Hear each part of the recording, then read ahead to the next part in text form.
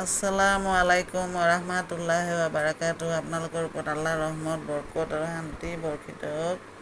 আউযুবিল্লাহি মিনাশ শাইতানিৰ ৰাজিম। বিসমিল্লাহিৰ ৰহমানিৰ ৰহিম। খেদা খোৱা শয়তানৰ সুচলনিৰ পৰা আল্লাহ তুমি আমাক ৰক্ষা কৰা। পৰম কৰোণাময় পৰম দয়ালু আল্লাহ তাআলাৰ নামত আৰম্ভ কৰোঁ। আজি নামাজৰ অৰ্থ চিজদাৰ মাজত কোৱা দোৱাটো দুই চিজদাৰ মাজৰ দোৱাটো ক'ব বিচাৰিছোঁ আৰু দোৱা মাচুৰা অৰ্থটো ক'ব বিচাৰিছোঁ। মানে দীঘলীয়া কৰিলে আধা থাকি যায় তাৰমানে।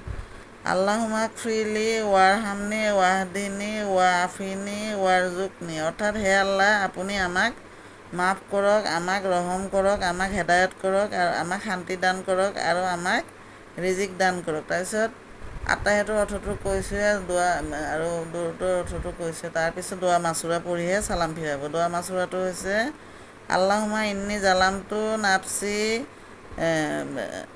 নাফসি জুলমান কাসীৰা ওয়ালা ইয়াগফিৰুকুম যুনুবা ইল্লা আনতা ফাগফিৰলি মাগফিৰাতুম মিন ইন্দিকা ওয়াৰহামনি ইন্নাকা আনতাল গাফুৰুৰ ৰহিম। অৰ্থটো হে আল্লাহ, আমি আমাৰ ওপৰত অসংখ্য জুলুম কৰিছোঁ, আৰু তোমাৰ বাহিৰে গুনাহ মাফ কৰাৰ বাবে কোনো নাই। আমাক তুমি তোমাৰ পক্ষৰ পৰা মাফ কৰি দিবা আৰু আমাক দয়া কৰিবা। নিশ্চয় তুমি অত্যন্ত ক্ষমাশীল আৰু দয়ালু। এইখিনিলৈকে থাকিল। আজি এইখিনি আপোনালোকে শিকক, অৰ্থটো বুজিব চেষ্টা কৰক। এতিয়া নামাজ পঢ়ি আপুনি বহুত শান্তি পাব। ভিডিঅ'টো ভাল লাগিলে আপোনালোকে লাইক, শ্বেয়াৰ আৰু ছাবস্ক্ৰাইব কৰিব নাপাহৰিব দেই। আজিলৈ আহোঁ।